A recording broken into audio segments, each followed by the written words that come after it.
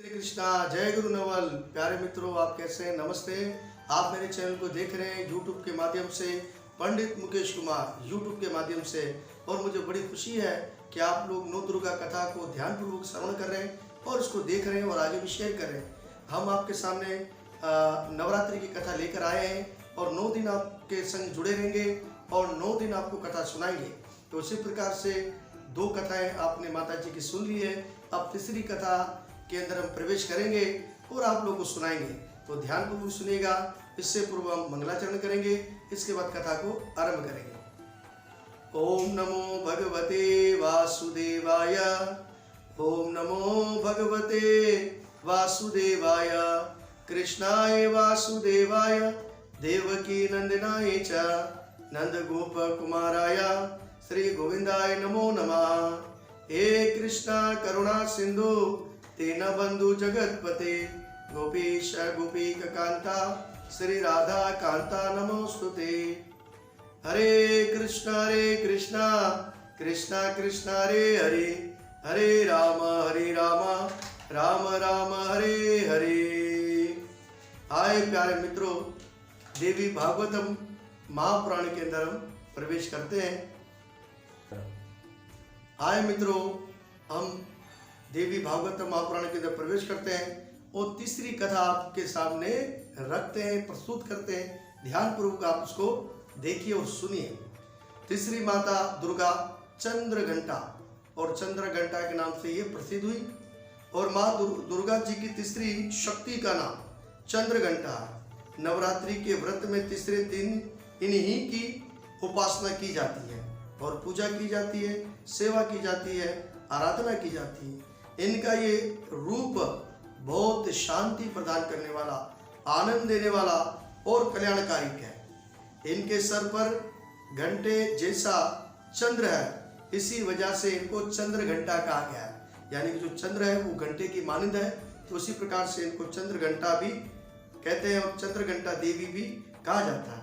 इनके शरीर का रंग सोने की तरह चमकदार और चमकीला है।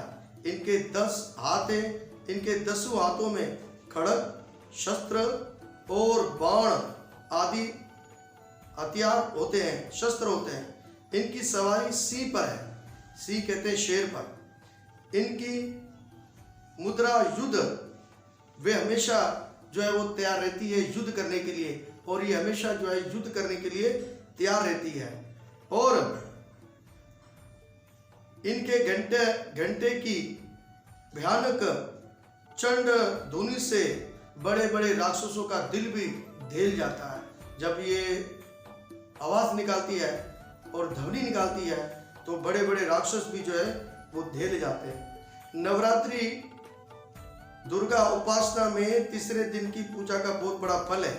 इस दिन साधिक का मन मणि पुष्प चक्कर में प्रवेश कर जाता है और माँ चंद्रघंटा के दया से उसे हर अजीम उत्तम चीजों की प्राप्ति होने लगती है और दर्शन होने लगता है। खास खुशबुएं उसको महसूस होती है, और जो भी सुगंधें जो होती है उसको जो आ रही होती है महसूस करता है, और अलग अलग प्रकार की जो है वो धुनें उसको सुनाई देने लगती है, सुर बजने लगते हैं, तो और साधिक जो है आगे की तरफ बढ़ने लग जाता है और भक्ति उसकी आगे बढ़ती है। ये सब मनुष्यों को सावधान करने के लिए होते हैं। माँ चंद्रघंटा की दया से तपस्वी के सारे पाप और मुश्किलें खत्म हो जाती है और उनकी पूजा बहुत सुलभ हो जाती है, और उनकी जो भी इच्छाएं होती है वो पूर्ण हो जाती है, और विजय भवा यानी कि उसको कामयाबी की प्राप्ति हो जाती है, और भक्तों के सारे दुख दरिद्र नष्ट कर देती है।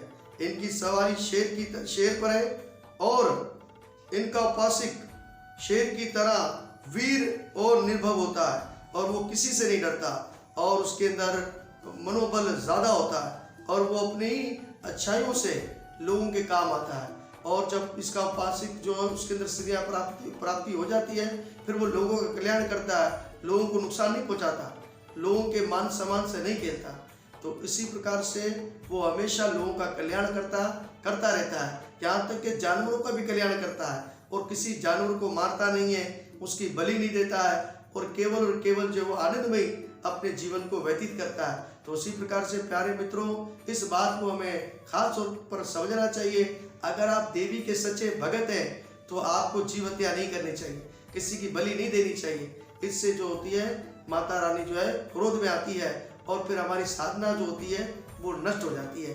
तो इस बात का हमें ख्याल रखते रहना चाहिए। और जितनी आसान आप भक्ति करेंगे, जितनी लोगों पे दया कर कर आप भक्ति करेंगे तो माता जी की असीम कृपा आप पर जरूर होगी। और शांति देने वाला होता है। इनकी सेवा में हासिल होने वाला एक बड़ा फायदा ये भी होता है कि भक्तों में वीरता और साथ गंभीरता बढ़ती है। आवाज में खास अलग अलग तरह के सुर शामिल हो जाते हैं। माँ चंद्रघंटा के भक्त जहाँ भी जाते हैं लोग उनकी इज्जत करते हैं और उनकी कीर्ति को आगे बढ़ाते हैं और उनको देखकर ही लोग शांति को प्राप्त कर लेते हैं। और भक्त के अंदर ऐसा भाव होता है कि उसको देखकर लोग जो है शांति प्राप्त कर लेते हैं। और जब उसके चेहरे पर नूर एक होता है, एक अजीब जो है चमक होती है, लोग उस चमक को देखकर जो है वो आनंद प्राप्त कर लेते हैं, जो लोग देवी के भगत होते हैं। लेकिन ऐसे नहीं है कि जहाँ आप जाते हैं लोग देख के आपको भाग जाए और डर जाए और आपसे बात करना पसंद ना करें। इसलिए देवी के भगत जो होते हैं वो बड़े सीधे होते हैं, बड़े आनंद देने वाले होते हैं, लोगों का कल्याण करने वाले होते हैं। लेकिन भक्त और सेवक इस बात को अच्छी तरीके से पहचान लेते हैं। हमें चाहिए कि अपने मन, वचन, कर्म और काया को इस कार्य के मुताबिक पूर्ण करें और पूरे तरीके से पवित्र होकर माँ चंद्रघंटा की शरण में उनकी उपासना और पूजा करने के लिए तैयार रहना चाहिए। और उनकी पूजा के द्वारा ही हम दुनिया की तकलीफों से जो है वो आसानी से प्राप्त और पार कर सकते हैं। और इसी प्रकार से प्यारे मित्रों, माँ चंद्रघंटा आनंद देने वाली माता है और इसका ध्यान पूर्वक हमें जो है पूजन करना चाहिए। और उनके पूजन में किसी प्रकार की कोई कमी नहीं रहनी चाहिए और सुबह उठकर उनका पूजन करना चाहिए और शक्ति के मुताबिक भोग लगाना चाहिए। तो चंद्रघंटा माता की आप पे जरूर कृपा होगी। और जैसे चंद्रघंटा माता का जो नाम जो अमर है, अगर आप भी उसी की तरह सेवाएं करेंगे, पूजाएं करेंगे और उनका जो पैगाम है वो सही तरह लोगों तक पहुंचाएंगे तो आपकी भी यश और कीर्ति बढ़ जाएगी।